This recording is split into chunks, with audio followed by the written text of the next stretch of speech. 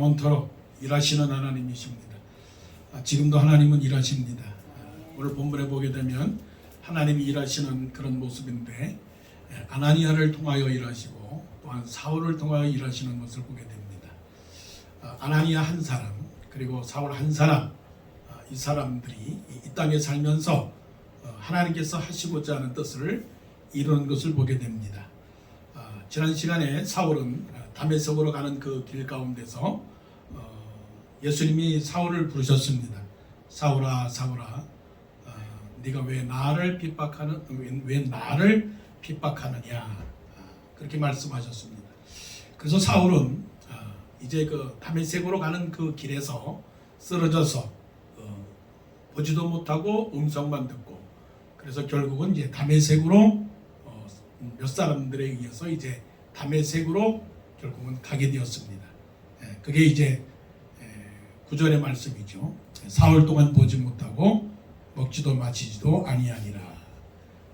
이 사건 뒤에 하나님께서 사울을 부르신 다음에 하나님께서 또 다른 역사를 이루시는 모습이 오늘 본문에 나옵니다. 그 사람이 아나니아라고 하는 사람입니다. 사울이 예수님으로부터 부름을 받기 전, 아주 오랜 전, 그 오래전이 몇 년 전일까? 5년 전일까? 10년 전일까? 아니면 20년 전일까? 그때에 다메섹에 한 사람이 있었습니다. 그 사람이 누구냐면 아나니아라고 하는 사람입니다. 아나니아. 아나니아는 예수님의 제자였죠. 제자라고 부릅니다. 아나니아는 제자였습니다. 사도가 아니었죠. 사도는 예수님의 12제자를 사도라고 부르고, 또 12사도의 가르침을 받아서 또 때로는 예수님의 전하신 그 복음의 말씀을 따르는, 진실하게 따르는 사람들을 제자라고 부르죠. 그래서 예수님의 12사도는 사도일 뿐만이 아니라 제자이고, 또한 예수님의 말씀을 따르는 성도들, 그분들을 제자 또는 성도라고 부르는 거죠. 그러니까 아나니아는 사도는 아니었지만 예수님을 잘 따르는 제자였습니다. 제자로서의 삶이 몇 년이었을까요? 최소한 1년, 최소한 2년. 많게는 구약의 그 율법을 그대로 준수하는, 태어날 때부터 이 아나니아는 율법을 지키는 그런 사람이었고 바리새인이었을 수도 있지만, 또한 예수님께서 말씀을 전하신 그 당시에 이 아나니아는 예수님을 믿었던 그런 사람이었습니다. 그래서 아나니아는 제자라고 하는, 성도라고 하는 그런 이름을 갖게 되었습니다. 그럼 아나니아의 신앙생활은 어떠했을까? 아나니아의 신앙생활은 늘 우리와 같이 하나님의 말씀을 지키고 하나님의 말씀을 순종하고 묵상하고 그런 사람이었죠. 근데 보이지 않는 아나니아의 삶을 통해서 우리가 생각을 해볼 때 아나니아는 무엇을 가지고 살았을까? 아나니아는 무엇을 가지고 기대를 했을까? 생각해 보는데 바로 오늘의 이 한마디의 말씀을 위해서 아나니아는 살았다라고 하는 것이죠. 그리고 나서 오늘 아나니아라고 하는 사람이 오늘 말씀을 통해서 여기에서만 나오고 그 다음부터는 아나니아라고 하는 사람은 나오지를 않는다는 것입니다. 하지만 아나니아의 인생의 가운데 가장 굵직한 사건에 한 획을 그었다는 점에서 우리는 아나니아가 어떻게 했는가를 보게 되는 거죠. 그래서 아나니아는 부드러운 판단을 했고 사울은 강한 결단을 했다. 이게 오늘 말씀의 핵심입니다. 사울이 그동안 많은 믿는 사람들을 옥에 가두었다라고 하는 소식은 이미 아나니아는 알고 있었습니다. 그래서 아나니아의 입장에서 볼 때는 사울이라고 하는 사람을 만나지는 않았지만 사울이라고 하는 사람이 어떤 사람인가를 들었습니다. 그런데 오늘 말씀 속에 하나님께서 아나니아를 부르십니다. 어떻게 부르시느냐? 아나니아라고 하는 제자가 있더니 주께서 환상 중에 불러 이르시되 아나니아야 하시거늘 대답하되 주여 내가 여기 있나이다. 최소한 1차적으로는 하나님과는 끈이 그래도 남아 있습니다. 아나니아야 부르니까 아나니아가 바로 거기서 주여 내가 여기 있나이다. 굉장히 좋은 샘플입니다. 하나님이 우리를 부르십니다. 언제 어디서나 하나님이 우리를 부르십니다. 혹시 지난 주간에도 하나님이 부르셨을 것입니다. 아니 부르셨을 것입니다가 아니라 부르셨습니다. 몇 번 대답을 하셨을까요? 날마다 하나님은 성령님을 통하여 말씀을 통하여 우리를 부르십니다. 아나니아는 하나님께서 부르시는 그 부르심의 음성에 대답을 했습니다. 말씀은 환상 중이라고 하는 것인데 하나님은 지금도 우리를 통하여 환상 중에 말씀하시고 꿈속에라도 말씀하시고 사건 중에도 말씀하시고 여러 관계 중에서라도 말씀을 하십니다. 그러나 그 모든 것은 신비로운 것이 아니라 말씀을 떠난 것이 아니라 말씀 가운데서 말씀을 하시는 거죠. 꿈을 꾸었습니까? 말씀 안에서 꿈을 꾸시기를 바랍니다. 환상을 보셨습니까? 말씀 안에서 환상을 보시기를 바랍니다. 아나니아는 그래도 환상 중에서 하나님의 음성을 들었습니다. 우리도 하나님의 음성을 듣기를 원합니다. 자, 그 다음에 문제는 뭐냐면 하나님께서 말씀을 하십니다. 뭐라고 말씀하시느냐? 구체적으로 아나니아야 직가라 하는 거리로 가서, 직가라라고 하는 것은 스트레이트입니다. 스트레이트로 가서 뭐 워싱턴 블루바드도 있고 그 다음에 또 뭐 잭슨 로드가 있고 그런 것처럼 다메섹에는 스트레이트라고 하는 그 도로가 있었습니다. 참 놀랍죠. 그렇게 말씀하시면서 말씀하시기를 유다의 집에서, 그것도 어떻게 하셨는지, 유다라고 하는 집에서 5 사람 사울이라고 하는 사람을 찾으라 그가 기도하는 중이라. 하나님은 모든 것을 아십니다. 하나님은 모든 사람을 아시고 모든 것을 아시고 모르시는 것이 없다는 것이죠. 여기 계시지 않는데 하나님은 다 아시는 거죠. 현재와 미래와 과거까지 하나님은 다 아십니다. 그 하나님이 우리 하나님이죠. 자, 아나니아가 그 음성을 들었습니다. 그러면서 또 보기를 사울이라고 하는 사람이, 아나니아라고 하는 사람이 자기에게 와서 자기에게 기도해서, 자기가 눈이 보이지 않기 때문에 보이지 않는데 아나니아가 와서 보게 한다라고 하는 것까지 보았다. 하나님이 그렇게 말씀을 하십니다. 구체적이죠. 하나님은 우리에게 이렇게 말씀을 하시길 원하죠. 그런데 이제 여기서부터가 이제 문제입니다. 13절 2단계 1단계는 주여 여기 있나이다라고 대답하는 영성의 단계고, 그 다음에 13절 2단계를 우리가 이제 초월해야 되는 거예요.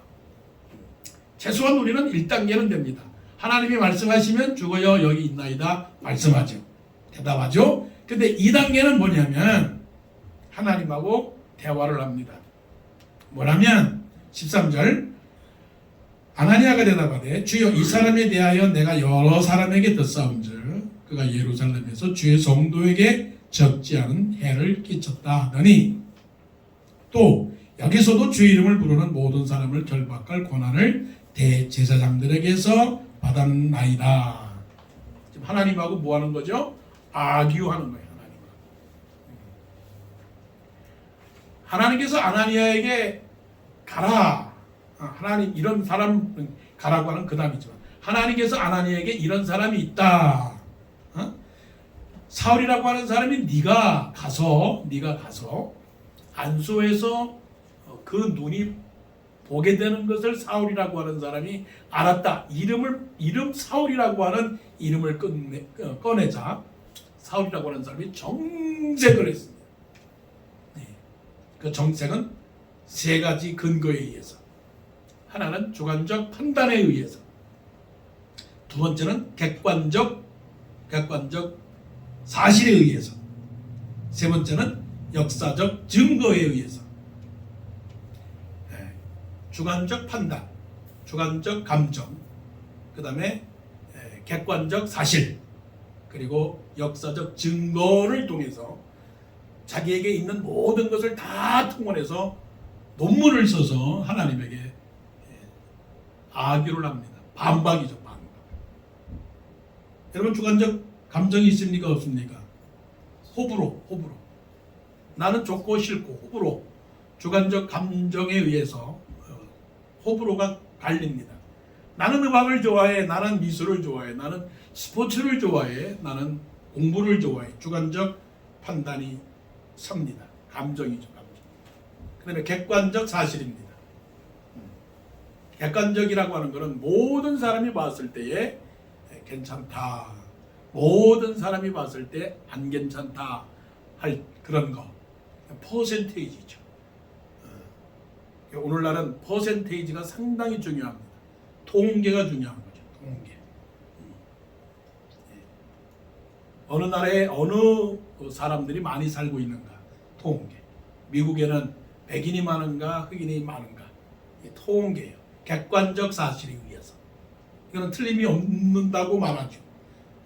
이거를 지시라고 말합니다. 그러니까 주관적 감정과 객관적 사실은 굉장히 합리적인 거예요. 어느 학자가 그것을 말했다라고 하는 것은 굉장히 중요한 거예요. 그다음에 더 중요한 것은 역사적 증거가 있는 거예요.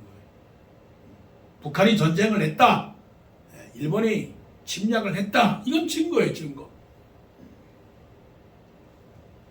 아메리칸들이 미국에 와서 인디아를 몰아냈다, 이건 증거입니다. 자, 아냐라고 하는 사람이 무턱대고 하나님에게 말하는 건 아닙니다. 주관적인 것과 객관적인 것과 역사적인 것을 다 통혼을 해서 하나님에게 말을 합니다. 자, 여기서 하나님이 설득을 당하실까요? 안 당하실까요? 사람은 설득 당해야 됩니다. 사람은 설득 당해야 돼요. 여러분이 어느 누구에게 어떤 말을 할 때 주관적인 것과 객관적인 것과 역사적인 것을 가지고 동원을 해서 그 사람에게 말을 하면 최소한 그 사람은 그렇구나 내 생각이 짧았구나 들어줘야죠. 그게 세상의 이치입니다. 백성들이 배고파합니다. 그러면 임금들은 백성들에게 쌀을 나눠줘야 돼요. 이게 바로 주관적이고 객관적이고 역사적인 거예요. 그러니까 북한이 남한을 공격해 왔다라고 말하는 것은 그건 인정해야지. 아니라고 우길 필요는 없는 거죠. 자, 그런데 이게 바로 인간 세계의 원리의 인간 세계 원리. 그런데 자, 13절에 아나니아가 그렇게 하나님에게 아규를 합니다. 그런데 15절에서 말씀하시기를 주께서 이르시되 가라. 주께서 이르시되 가라. 포함하면 따지지 말고 가라. 무턱대고 가라.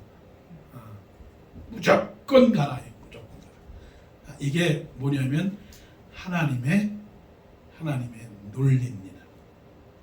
하나님은 사람의 이성과 감정과 모든 그 의지를 초월해서 역사하시는 하나님입니다. 자, 우리 객관적으로 봅시다. 주관적으로 봅시다. 또 역사적으로 봅시다. 사울이 좋은 사람이에요? 나쁜 사람이에요? 나쁜 사람이에요. 천하에 칭찬받지 못할 사람이에요. 그러니까 아나니아 입장에서 볼 때는 당연히 할 말을 한 겁니다. 할 말을 한 거예요. 근데 하나님께서 뭐라고 말씀하십니까?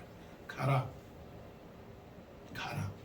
누구에게 하신 말씀하고 같죠? 모세에게도 가라. 아브라함에게도 가라. 아브라함에게는 모리아산으로 가라. 가나안 땅으로 가라. 모세에게는 바로에게로 가라. 하나님이 말씀하십니다. 여러분들에게도 우리들에게도 가라. 가라. 근데 문제는 가라가 어딘지 모르니까 방황하는 거죠. 가라. 어디로 가라. 이게 문제죠. 어디로 가야 될까?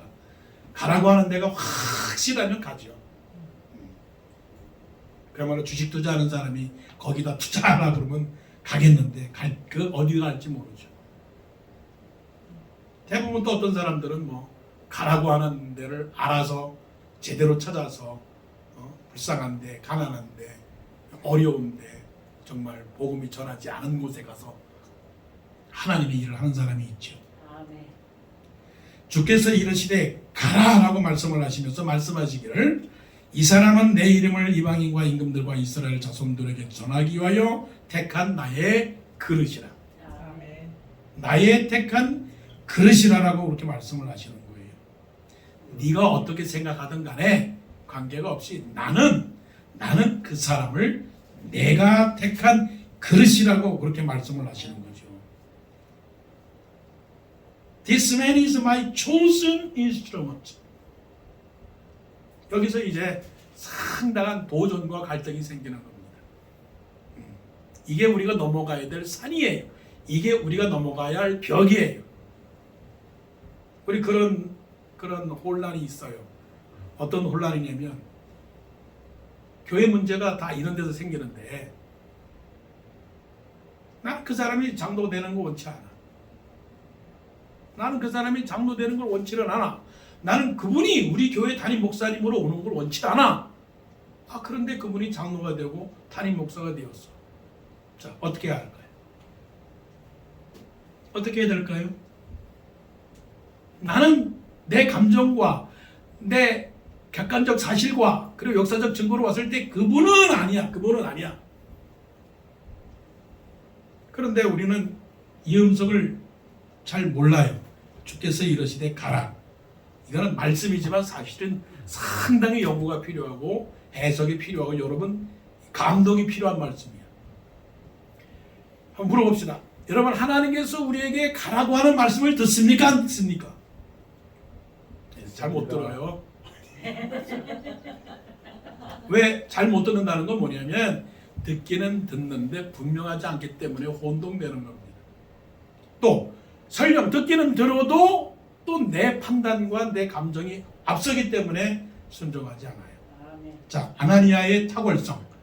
아나니아의 탁월성을 우리가 얘기하는 건 뭐냐면 자, 17절 말씀.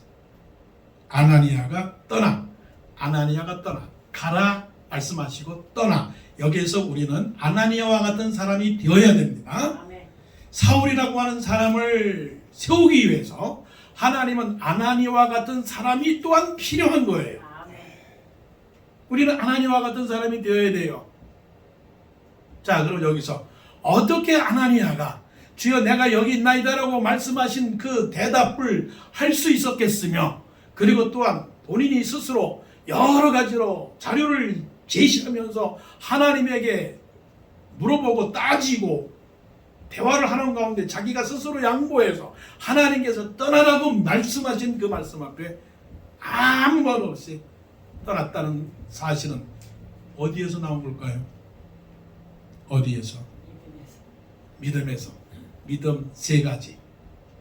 하나는 세 가지가 뭐냐면 다다디.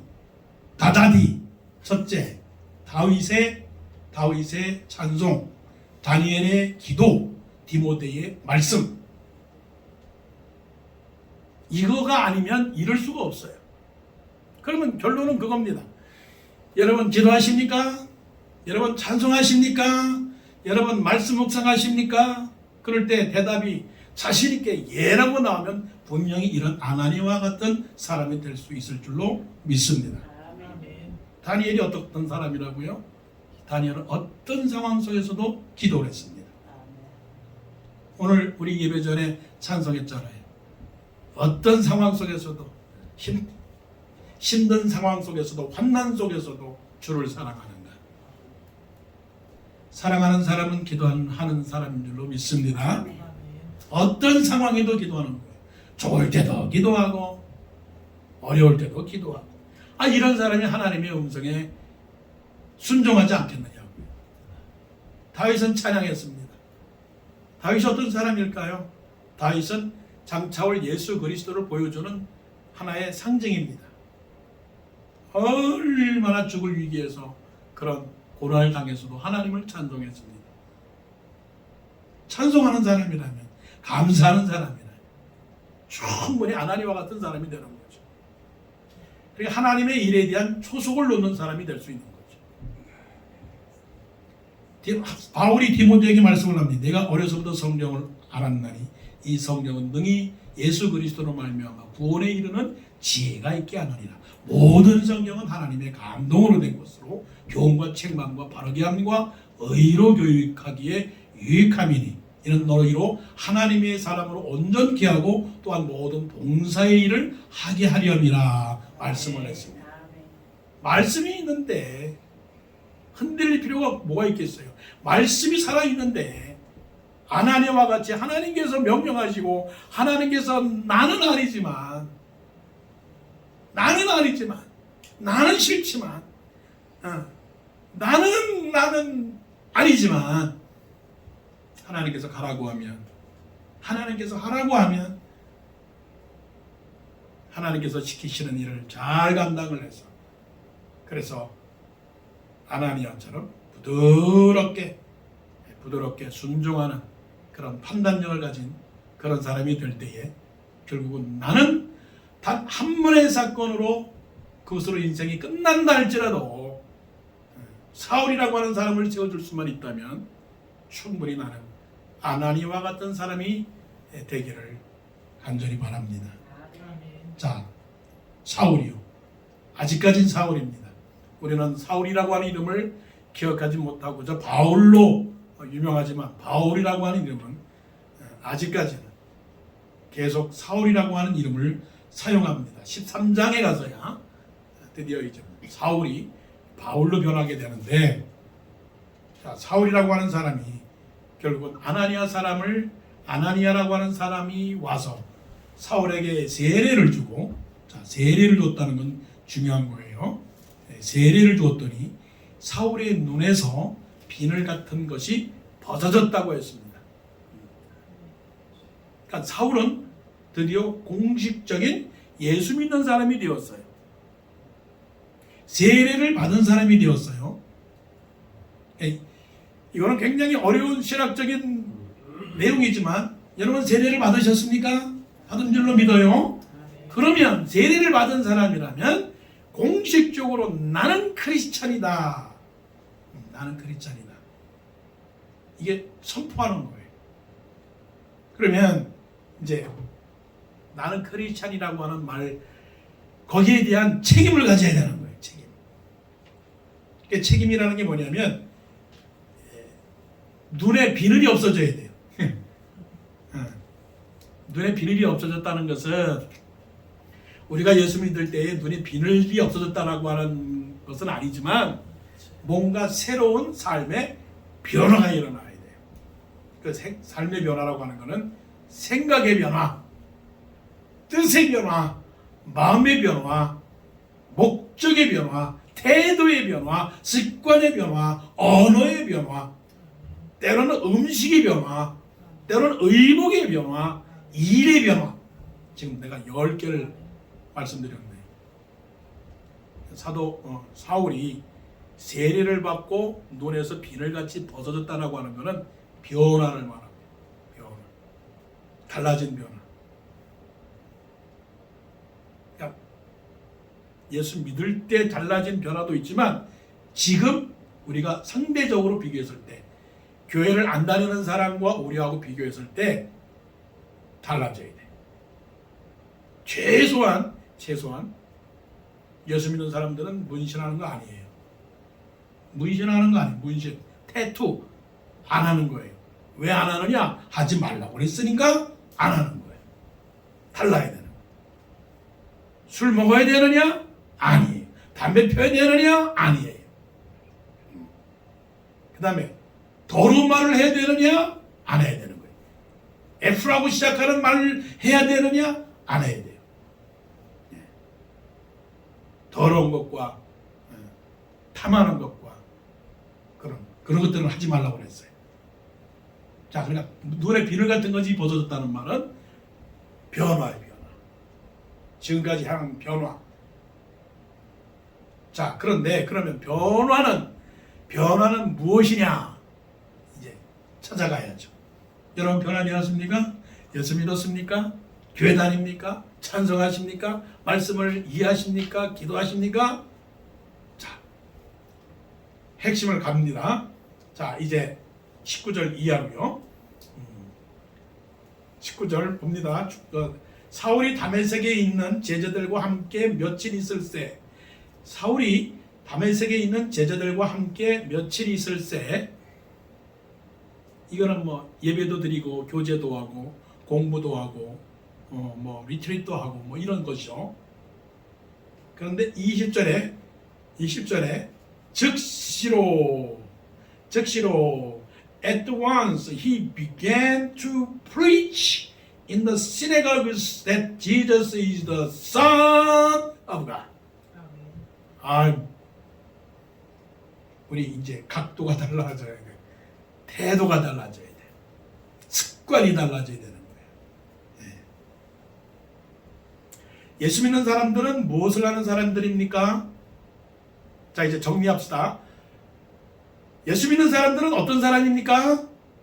예배드리는 사람. 예배드리는 사람. 맞아요.